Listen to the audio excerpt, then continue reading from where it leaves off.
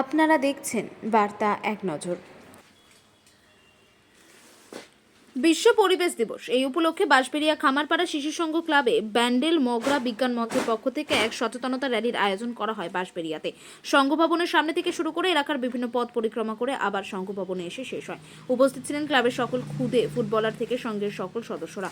বাঁশবেড়িয়া থেকে রাজেশ দেবনাথের রিপোর্ট, বার্তা এক নজর। এই বিষয়ে কাজ করতে হবে, প্লাস্টিকের ব্যবহার কমিয়ে আনতে হবে।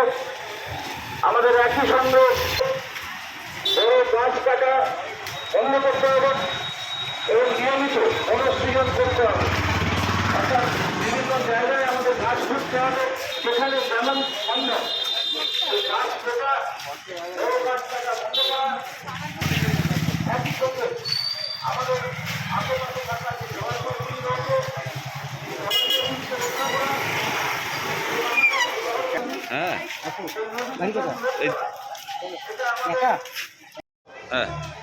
খামারপাড়া শিশু সংঘ ও পশ্চিমবঙ্গ বিজ্ঞান মঞ্চ ব্যান্ডেল মগরা কেন্দ্র তার যৌথ উদ্যোগে আজকে 5ই জুন বিশ্ব পরিবেশ দিবসের আমরা এই এলাকায় খামারপাড়া অঞ্চলে আমাদের সংঘের ছোট ছোট সদস্যদের নিয়ে এবং আমাদের সংঘের প্রায় সকলকে নিয়ে আমরা একটা ছোট্ট পদযাত্রা করলাম খামারপাড়া অঞ্চলে।